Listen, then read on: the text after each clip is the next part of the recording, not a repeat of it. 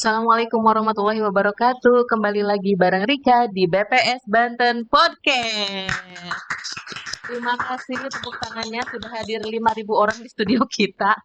Dan hari ini kita akan bahas mengenai sesuatu hal yang kalau misalkan sudah rilis ini menjadi berita yang sangat spektakuler di Provinsi Banten. Tapi sebelum itu kita kemarin nih habis melaksanakan pesta rakyat ya, udah semuanya menyalurkan aspirasinya. Mudah-mudahan apa yang sudah kita pilih bisa menentukan masa depan bangsa di masa yang akan datang. Tentu saja siapapun pemenangnya, apapun pilihannya, kita tetap Bhinneka Tunggal Ika ya, berbeda-beda tapi satu tujuan. Nggak boleh berantem-berantem, ribut-ribut gitu ya. Oke, sudah hadir di studio kami. Ya, kita akan bahas tentang Sakernas, yaitu Survei Angkatan Kerja Nasional. Ada Mbak Dita. Mbak Dita, apa kabarnya? Hai, Silakan kenalan dulu hai. mungkin ya sama sahabat data yang ada di rumah. Hai sahabat data, perkenalkan saya Pradita Andia Permani, statistisi ahli muda di BPS Provinsi Banten, khususnya yang menangani data-data tentang ketenagakerjaan. Nah, jadi Mbak Dita ini pekerjaannya tuh meramu ya dan menyiapkan survei Angkatan Kerja Nasional di BPS Provinsi Banten maksudnya. Jadi kalau misalnya sahabat data sudah pernah upload mengunduh gitu ya publikasi mengenai ketenagakerjaan, nah Mbak Dita inilah yang membuat publikasinya. Tepuk tangan dulu dong untuk Mbak Dita dan juga tim sosial di BPS Provinsi Banten gitu ya. Mbak Dita, apa kabarnya sih? Lagi sibuk apa? Alhamdulillah ini kami lagi sibuk ke Mm-mm, pendataan Sakernas. Kebetulan di bulan Februari mm-mm. ini ada pendataan Sakernas Februari 2024. Mulainya kira-kira tanggal berapa nih Mbak? Jadi sebenarnya kita udah mulai dari Mm-mm. bulan kemarin tuh ada pelatihan petugas ya. Lalu Mm-mm. di Februari ini baru aja mulai kemarin itu mulai pendataan lapangan. Jadi petugas-petugas kita nih turun Mm-mm. ke lapangan, mereka mendata responden dari rumah ke rumah. Mm-mm. Biasanya kalau misalkan kita sudah rilis data ketenaga kerjaan, media tuh paling banyak memburu Mbak Dita ini gitu ya. Mbak Dita aslinya dari mana sih Mbak? Ya, dari Tegal, Dari Jawa Tegal. Tengah. Sudah berapa lama bekerja di BPS Provinsi Banten? Kalau di BPS Provinsi Banten ini saya udah 10 tahun ya. Mm-mm. Kalau Lama juga ya? bekerja di BPS udah 14 tahun. 14 tahun. Nah, pertama penempatannya di mana dulu sebelum di Banten? Dulu saya di Provinsi Aceh. Jadi dari Ya, Aceh dari baru Aceh ke ke Banten. Banten. Lumayan lah. Dari Banten ke Tegal nggak terlalu ini ya, masih Ya, satu nggak terlalu pulau jauh gitu. ya, nggak perlu naik pesawat. Oke, Mbak, kita akan ngobrol tentang Sakernas nih ya. Sebetulnya Sakernas itu apa, terus tujuannya untuk apa, dan waktu pelaksanaannya itu kan dia setiap tahun rutin tuh ya, Mbak. Iya. Biasanya di bulan apa? Jadi Sakernas itu dari namanya Survei Angkatan Kerja Nasional. Ini Mm-mm. kelihatan ya. Dia itu survei yang dilakukan BPS untuk menghasilkan data-data ketenagakerjaan. Mm-mm. Jadi di Sakernas ini dilakukan rutin oleh BPS satu tahun tuh 2 kali. Di bulan Februari dan bulan Agustus. Jadi satu tahun tuh dua Satu kali. tahun 2 kali. Jadi Jadi kenapa? setiap tahun itu begitu ya, Iya, Februari dan Februari, juga Agustus. Agustus gitu. Bedanya itu kalau bulan Februari kita sampelnya untuk di Banten ya. Banten Mm-mm. ini sampelnya ada 1.490 rumah tangga. Itu menyebar di semua kabupaten kota. Jadi Mm-mm. tiap kabupaten kota ada sampelnya. Mm-mm. Itu nanti hasil dari Sakernas ini bisa digunakan untuk estimasi indikator ketenagakerjaan sampai level provinsi. Jadi Mm-mm. nanti angka yang dihasilkan itu adalah level provinsi Mm-mm. Banten gitu. Sementara yang di Agustus itu sampelnya lebih banyak, Mbak, Mm-mm. 4 kali lipat. Jadi Itu kenapa Mbak berbeda sampelnya gitu? karena sampel yang lebih banyak ini, Sakernas di Agustus bisa digunakan untuk estimasi indikator sampai level kabupaten kota. Jadi nanti Oh, ada begitu. angka pengangguran kabupaten kota, Hmm. penduduk pekerja kabupaten kota gitu. Berarti kalau yang Februari itu hanya sampai level provinsi, Iya, sementara yang Agustus nanti bisa angkanya sampai level provinsi aja. kabupaten kota gitu. Oke. Tujuannya sih Mbak apa Sakernas itu? Di Sakernas ini untuk mengumpulkan data tentang ketenagakerjaan. Mm-mm. Nanti dari Sakernas itu bisa dihasilkan banyak indikator. Mm-mm. Seperti yang sering ditunggu-tunggu ya oleh teman-teman semua, ini angka pengangguran. Angka pengangguran, lalu juga ada tingkat partisipasi angkatan kerja, terus juga ada jumlah penduduk Mm-mm. bekerja. Jumlah penduduk bekerja ini bisa kita lihat berdasarkan jenis kelamin, klasifikasi wilayah, lalu Usia mungkin? usia bisa Mm-mm. juga, terus lapangan pekerjaan ya, Mm-mm. lapangan pekerjaan mana sih yang Dominan gitu. mendominasi di Mm-mm. sini gitu, terus juga status pekerjaan, jam kerja, dan masih banyak lainnya. Mm-mm. Kalau misalkan sasaran respondennya nih Mbak, pasti ada batasan usia atau mungkin kriteria yang menjadi responden Sakernas setiap tahun itu siapa sih? Jadi kalau respondennya itu kita merata ya di Mm-mm. seluruh Indonesia nih, malah di Banten semua kabupaten kota ada keterwakilan sampelnya. Mm-mm. Respondennya adalah penduduk yang tinggal di wilayah itu. Mm-mm. Misal kayak di Banten ya berarti semua penduduk yang tinggal di Banten. Oke, yang harus digarisbawahi adalah penduduk ya. Penduduk, iya. Jadi, apakah yang memiliki KTP atau identitas diri di Banten atau mungkin dari luar Banten nih seperti Mbak Dita yang tidak memiliki KTP di Banten tapi tinggal di Banten itu Tapi saya bagaimana? punya KTP Banten Alhamdulillah. karena udah 10 tahun Oh kan iya. ya. Eh, Jadi sebetulnya siapa sih yang disebut penduduk Banten itu yang eh, menjadi responden di Sakernas? Ya, jadi penduduk secara konsep konsep penduduk BPS ini menggunakan konsep de facto. De facto itu ya mereka yang nyatanya tinggal di situ Mm-mm. gitu. Jadi Punya semua KTP atau tidak punya KTP? punya KTP ataupun tidak, misal mereka sudah tinggal di situ selama minimal 1 tahun, Mm-mm. ataupun mereka baru aja pindah, tapi memang niatnya menetap ingin tinggal di situ. Nggak peduli mereka KTP-nya manapun, itu sudah termasuk penduduk Banten. Kita data di setiap survei BPS, termasuk di sensus penduduk juga mereka kita data di Banten. Oh, berarti kalau misalkan ada petugas sensus Sakernas nih, yang ditanya, Ibu KTP-nya Banten atau bukan? Bukan itu yang ditanya, tapi Ibu Jadi sudah berapa lama tinggal di Banten jadi begitu? mereka nggak akan menanyakan Mm-mm. itu. Mereka akan menanyakan siapa saja yang tinggal di sini, yang biasa tinggal di sini, makan dan minum, menginap di sini sehari-harinya gitu. Minimal Nggak berapa peduli lama KTP-nya. tinggal di Banten ya? Tadi 1 tahun. 1 tahun Tahun atau minimal, atau mereka baru aja pindah, mau sehari juga kalau mereka emang niatnya mau menetap di Banten udah jadi penduduk Banten gitu. Oh, jadi misalkan begini, saya orang DKI Jakarta, kemudian dapat kerja di Banten, tapi Iya. baru seminggu Iya, misalkan di baru sini. pindahan Tapi gitu kontrak ya. saya setahun apa 2 tahun yang akan datang tetap masih di Banten, itu masuk ke respondennya Iya. Sakernas gitu ya. Jadi sahabat data yang disurvei Angkatan Kerja itu bukan cuman penduduk yang memiliki KTP di Banten, tapi juga yang sudah tinggal di Banten mau itu punya KTP atau tidak Dan gitu ya. nggak cuma Sakernas tapi semua survei Semua. BPS, Jadi semua pendataan BPS. jadi jangan heran kalau misalnya kok saya bukan orang sini tapi kenapa disurvei, ternyata konsepnya begitu Iya. gitu ya. Oke, Mbak, apa aja sih yang ditanyain nih ke responden tentang kuesioner ya dari survei Angkatan Kerja Nasional ini? Jadi nanti petugas itu akan menanyakan pertanyaan-pertanyaan umum ya, kayak nama, tanggal lahir, lalu umur, jenis kelamin, kewarganegaraan. Nah, nanti untuk penduduk yang 5 tahun ke atas itu akan ditanyakan tentang pendidikannya, lalu juga kegiatan bekerja, kegiatan mencari kerja, juga tentang pekerjaannya nih. Ada juga nanti pertanyaan tentang pekerjaan, misal ada yang pernah kerja di luar negeri nggak gitu. Pokoknya seputar dengan pekerjaan gitu ya. Nah, selanjutnya di Provinsi Banten tadi kan dilaksanakan di 8 kabupaten kota, berarti rata setiap tahun gitu ya. Data yang dihasilkan dari Sakernas itu untuk apa sih, Mbak? Data yang dihasilkan dari Sakernas tadi untuk estimasi, untuk menghitung jumlah pengangguran, jumlah penduduk bekerja, dan indikator-indikator lainnya yang sebenarnya banyak banget tapi mungkin belum terekspos, belum dikenal sama teman-teman gitu. Yang banyak dikenal kan tadi pengangguran ya, angka pengangguran pastinya, sama jumlah penduduk bekerja. Nah, sekarang kalau menurut konsep BPS nih Mbak, yang dimaksud dengan pengangguran itu yang bagaimana? Kalau misalkan gini, saya punya ibu saya ibu rumah tangga gitu, yang aktivitasnya sehari-hari hanya mengurus rumah tangga. Apakah itu masuk ke konsep pengangguran? Sama ini satu lagi yang banyak ditanyain, kalau misalkan ada anak sekolah gitu ya, yang baru lulus 1 bulan atau 2 bulan, itu termasuknya ke pengangguran atau enggak Mbak? Oke, jadi sebenarnya konsep ketenagakerjaan yang dipakai oleh BPS ini mengacu ke konsep baku ketenaga kerjaan dari ILO International Labour Organization. Ini organisasi dunia ya, Mbak. Jadi konsepnya itu konsep internasional, sedunia itu konsepnya sama. Jadi nanti hasilnya bisa dibandingkan dengan negara lain gitu. Jadi nggak cuma Indonesia doang yang pakai konsep itu, nggak cuma Banten doang, tapi emang sedunia konsepnya sama. Hmm. Bekerja, yang kita katakan bekerja itu mereka yang melakukan aktivitas Mm-mm.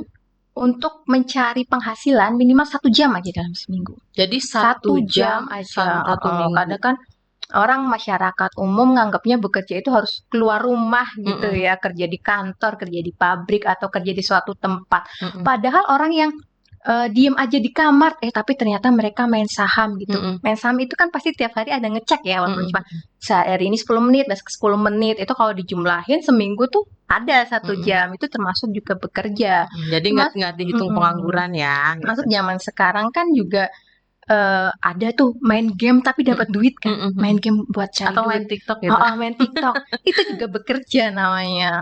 Jadi pokoknya yang tidak termasuk pengangguran minimal bekerja 1 jam 1 minggu. Nah, bekerja ya, yang dikategorikan bekerja oleh Mm-mm. BPS ini pokoknya aktivitas cari cuan lah ya. 1 jam Aktivitas cari seminggu. cuan, 1 jam aja dalam seminggu. Mm-mm. Jadi luas banget gitu kan konsepnya. Jadi mau 1 itu jam jualan aja. online segala macam Kadang gitu kan ya. kalau ibu rumah tangga gitu kan, kadang kalau ditanya ibu kerja nggak, enggak, saya cuma ngurus rumah gitu. Tapi ternyata dia punya usaha online, atau dia kan sekarang banyak ibu-ibu tuh jadi konten kreator ya, buat cari cuan. Itu juga masuknya mereka bekerja. Nanti saat didata di Sakernas akan kita kategorikan sebagai penduduk bekerja. Kecuali tidak melakukan aktivitas apapun Iya. dalam maksudnya aktivitas pekerjaan 1 jam 1 minggu, berarti itu termasuknya bukan pekerja gitu ya. Nah, ini tadi berumah tangga, sekarang anak sekolah nih Mbak. Ini pengangguran ya. Nah, tadi kan kita masuk ke bekerja, sekarang pengangguran itu konsep pengangguran ya apa sih? Jadi pengangguran itu bukan hanya mereka yang nggak bekerja. Karena orang kan taunya kalau nggak kerja berarti nganggur. Berarti bekerja itu lawan katanya pengangguran gitu. Padahal tidak seperti itu. Jadi pengangguran ini mereka yang tidak bekerja, tapi selain itu juga mereka ada aktivitas untuk mencari kerja atau mempersiapkan usaha. Jadi kalau misal ibu rumah tangga itu kita tanya dulu, ibu rumah tangga itu dia mau cari kerja nggak? Ada aktivitas lain nggak? Kalau ibu rumah tangga itu emang nggak niat nyari kerja, ya berarti dia bukan pengangguran. Termasuk anak sekolah, anak sekolah atau lulus sekolah, baru lulus sekolah ya. Misalkan baru lulus sekolah itu dia di rumah aja. Kadang kan anak sekarang karena orang tuanya punya duit ya, jadi mereka ongkang-ongkang kaki aja di rumah. Nanti dulu nyari dulu aku kerjanya masih gitu capek, aku masih capek habis lulus kuliah, nanti dulu aja nyari kerjanya, aku mau santai-santai dulu. Itu juga nggak termasuk pengangguran kalau mereka nggak nyari kerja. Karena masih ada yang menanggung gitu ya hidupnya. Jadi itu beban keluarga itu. Jadi ternyata anggapan selama ini bahwa BPS itu menghitung anak lulusan sekolah sebagai pengangguran, tapi ternyata kalau misalnya dia tidak berniat nyari kerja, ya tidak termasuk pengangguran gitu ya. Makanya di kuesioner Sakernas juga ada pertanyaan tentang nyari kerja nggak sih, terus apa yang udah dilakukan untuk nyari kerjanya itu. Kan minimal ada ya nyari lowongan kerja di internet, di koran, atau minimal nyari info ke teman atau kerabat gitulah ya. Bisa juga ngumpulin modal. Pokoknya intinya ada usaha, ada aktivitas gitu yang ya. dilakukan untuk nyari kerja. Oke. Mbak Dita, kita mau ngebahas tentang hasil Sakernas yang tahun lalu nih ya, yang rilis bulan November. Nah, dari hasil yang Sakernas November itu, yang dirilis November, pengangguran di Provinsi Banten itu lebih banyak di kota atau di pedesaan? Jadi pengangguran kemarin rilis November itu angkanya udah cukup baik ya, turun daripada tahun-tahun sebelumnya ya. Pengangguran di Banten ini seringnya dia lebih banyak di pedesaan. Di pedesaan. Lebih tinggi lah, bukan lebih banyak ya, karena kita pakainya angka rate gitu kan, tingkat pengangguran terbuka lebih tinggi di pedesaan. Jadi sebenarnya karena ya memang di Banten ini di perkotaan lebih banyak lebih banyak lapangan pekerjaan ya, seperti jadi ojek online, lebih mudah untuk terserap di lapangan pekerjaan. Dan kalaupun nggak terserap di sektor formal, lebih mudah untuk mereka masuk ke sektor informal gitu, untuk menciptakan kerjaan sendiri gitu. Nah, itu dia. Jadi kalau misalkan yang baru lulus nih, jangan cari kerja deh, coba ciptain lapangan pekerjaan gitu ya. Iya, karena kan kita kerja itu nggak harus di kantor gitu kan ya, kita juga Kalau Apalagi zaman misalkan ini sekarang. Mbak, di 3 tahun terakhir lah, berarti kan dari tahun 2021 sampai Mm-mm. 2023, jumlah pengangguran di Provinsi Banten itu grafiknya gimana Mbak? Naik atau turun? Jadi dulu sempat pas COVID itu tingkat pengangguran kita naik drastis. Biasanya kan masih satu digit ya, di Mm-mm. bawah 10%. Waktu tahun 2020 itu naik sampai 10% lebih. Pas Nah, COVID itu iya ya. pas COVID lagi tinggi-tingginya. Lalu ke sini ya, sampai tahun 2023 itu pengangguran terus turun. Jadi angka yang Tiap tahun 7,52% itu itu udah turun udah turun ya. sedikit demi sedikit dari tahun 2020. Wah, luar biasa ya. Mudah-mudahan tahun Ya, selanjutnya juga iya, meskipun terus turun. isunya saat ini kan juga pengangguran Banten tetap nomor satu gitu Mm-mm, kan. mm-mm, Sebenarnya ya, pengangguran nomor satu ini jangan kita artikan sebagai sesuatu yang buruk gitu kan. mm-mm, Pengangguran tinggi bukan bukan berarti kinerja pemerintah buruk. Bedakan sama kemiskinan. mm-mm, Karena pengangguran ini ya kalau kemiskinan itu kan takdir ya, siapa siapa sih yang mau jadi miskin gitu. mm-mm. Kalau pengangguran ini pilihan. Kalau miskin itu takdir, kalau pengangguran itu pilihan. Kita bisa milih kita mau kerja atau kita mau nganggur, gitu Berarti kan? tergantung upaya Heeh. kita gitu ya untuk merubah Iya, apa namanya gitu kan. bisa dapat pekerjaan gitu Apalagi ya. Di Banten ini kan juga Banten ini banyak lapangan pekerjaan ya. Sebenarnya Industri. yang bikin Banten ini pengangguran tinggi itu justru karena di Banten banyak lapangan pekerjaan. Kenapa bisa begitu, Mbak? Heeh. Jadi karena banyaknya lapangan pekerjaan itu jadi faktor penarik orang dari luar Banten Oh, seperti untuk magnet gitu ya. untuk datang ke Banten. Banten ini juga menempati posisi keempat migran desain terbesar ya di Indonesia. Jadi banyak orang dari luar datang ke Banten tujuannya tuh nyari kerja. Nah, Oh, itulah yang itu bikin pengangguran berpengaruh kita tinggi. besar terhadap penduduk asli Banten gitu ya. Iya. Apalagi yang tidak siap bersaing Mm, atau mungkin yang kalah saing sama iya. orang-orang luar gitu. Makanya kan yang pengangguran tinggi itu kita lihat selain Banten, Jawa Barat, Mm-mm. Kepulauan Riau, sama DKI. Itu kan juga daerah-daerah yang memang lapangan pekerjaannya banyak, banyak industri. Banyak mengundang Nah, orang dari luar iya, untuk untuk datang. datang ke Banten sama seperti Jawa Barat, banyak Mm-mm. kawasan industri, terus di Kepri itu di Mm-mm. Batam kan juga banyak ya. Mm-mm. Sementara DKI ya kita tahu sendiri ya banyak orang datang ke ibu kota dengan tujuan nyari kerja. Cuma untuk belakangan ini DKI itu udah lumayan di bawah Banten, Jawa Barat sama Kepri gitu. Begitu. Mungkin karena ya kalau orang di Banten gitu orang kena PHK di Banten gitu, orang nyari kerja nggak dapat, mereka akan tetap stay di Tinggal di Banten, Banten. jadi penduduk Banten, terus tercakuplah mereka ke pengangguran. Akhirnya Heeh. terhitunglah ke data Iya, Sakernas sementara gitu kalau ya. di DKI itu rata-rata orang kalau nggak dapat kerja atau kena PHK ya mereka balik Pulang balik ke kampung. kampung, soalnya biaya hidup tinggi gitu ya. Kalau Mm-mm. kalau nggak punya duit, nggak punya kerjaan ya berat juga hidup di Mm-mm. DKI. Jadi mungkin kalau yang di Banten bisa jadi karena mereka akan berharap mendapat pekerjaan yang Mm-mm. lain gitu ya Iya, setelah kena PHK dan lain-lain. iya.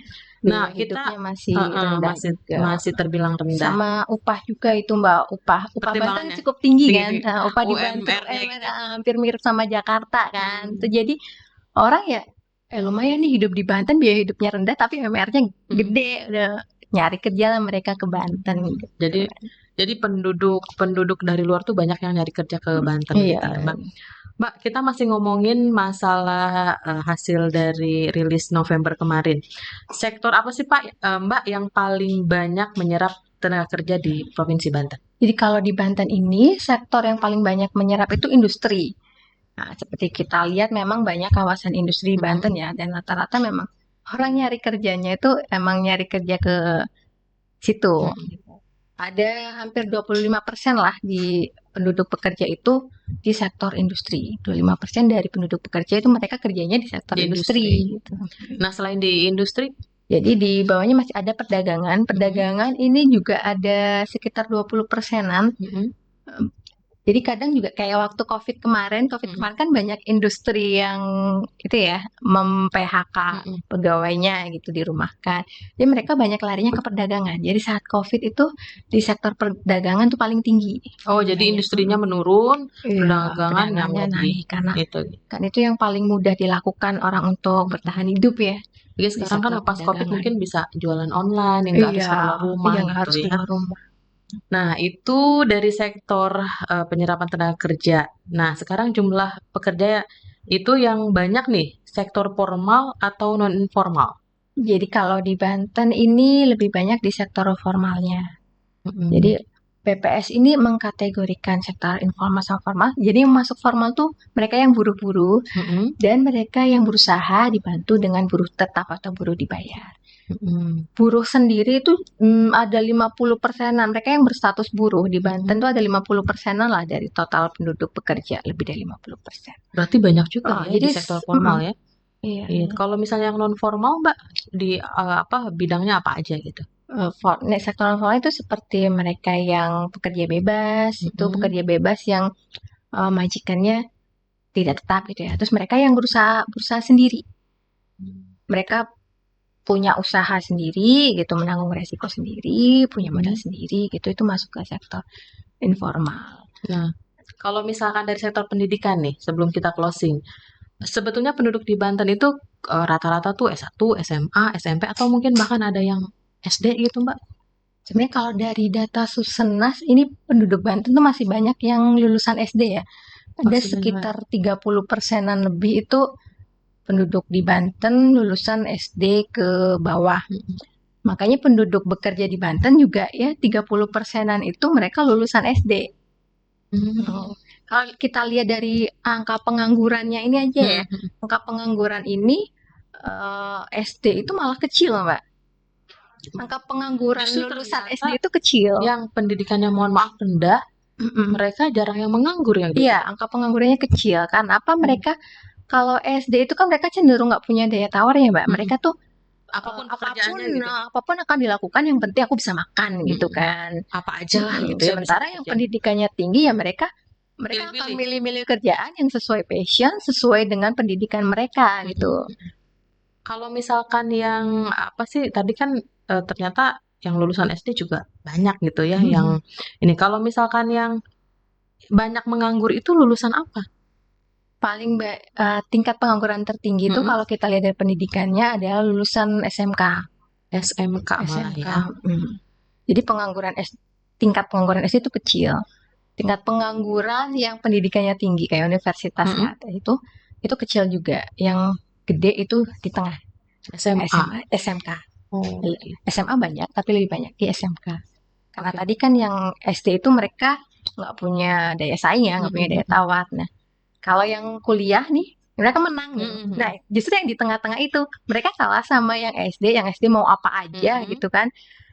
Sementara mereka pengennya dapat yang sesuai dengan keahlian mereka. Tapi mereka juga kalah nih sama yang lebih tinggi gitu. Jadi sama yang SD nggak mungkin melakukan pekerjaan yang misalkan lulusan SD gitu ya karena mereka menengah kemudian mau mengejar ke atas juga ternyata mereka tertinggal dengan yang sarjana gitu ya. Mbak Dita, seru banget nih obrolan kita, tapi ada satu nih saran buat anak-anak muda di Banten nih biar siap bersaing di dunia kerja sehingga dapat mengurangi tingkat pengangguran di Provinsi Banten. Ya, jadi sebenarnya pengangguran yang tinggi di Banten itu kan bukan karena salah pemerintah juga ya. Pemerintah nggak bisa intervensi dong. Perusahaan, pabrik ini mau membuka lowongan kerja untuk berapa banyak orang kan nggak bisa juga pemerintah intervensi. Pemerintah paling saat ini yang dilakukan oleh pemerintah itu pemerintah memberikan bantuan modal untuk UMKM, lalu juga mengadakan pelatihan untuk UMKM. Nah, jadi anak muda atau masyarakat sekarang ya lebih baik fokus aja untuk mengasah skill agar bisa menciptakan lapangan kerja sendiri. Jadi kalau nggak terserap di lapangan kerja yang ada, ya bisa menciptakan lapangan kerja sendiri, bisa menciptakan pekerjaan sendiri gitu kan. Bisa. Sekarang kan juga banyak banget ya bisa jadi konten kreator. Iya, sekarang kerja kan juga udah bisa remote ya, walaupun kita tinggal di Banten, kita bisa loh cari kerja dari luar negeri Heeh. gitu kan. Cari kerja dari luar negeri kita kerjakannya tetap di rumah gitu kan. Karena sekarang kan cari kerja sebetulnya lebih mudah karena dengan apa sih namanya teknologi media sosial yang Iya, begitu bener banget. pesat gitu ya. Jadi Mm-mm. kalau bisa nih anak-anak muda juga mengasah terus apa kemampuannya gitu ya agar Iya. siap bersaing di dunia kerja. Baik. Sahabat data semuanya, terima kasih banyak. Itu dia obrolan kita yang sangat seru dengan Mbak Dita. Terima kasih banyak Mbak Dita sudah hadir di studio kami. Selamat bertugas kembali ya. Karena Sakernas akan mulai lagi nih Iya, di akhir Sakernas bulan. ini udah Mm-mm. mulai pendataan lapangan ya. Jadi pesan nih buat teman-teman Mm-mm. semua, siapa tahu ada yang jadi responden Sakernas ya, Mm-mm. mohon berikan jawaban yang sebenar-benarnya agar data ketenagakerjaan yang kita Dihasilkan. hasilkan itu juga akurat mencerminkan keadaan yang sebenarnya Mm-mm. gitu. Pokoknya terima Eh, kedatangan petugas, jangan Iya, ditolak dan jawab yang dari sebenar-benarnya. tanggal 15 Februari Mm-mm. sampai 7 Maret nanti, petugas akan datang ke rumah-rumah responden Di sampelnya. seluruh kabupaten kota di Iya, Provinsi tadi Banten. ada 1.490 rumah tangga. Oke, baik sahabat data, demikian obrolan saya dengan Mbak Dita. Terima kasih banyak atas perhatiannya. Jangan lupa follow semua media sosial kita ya, IG, Twitter, dan juga Facebook BPS Banten.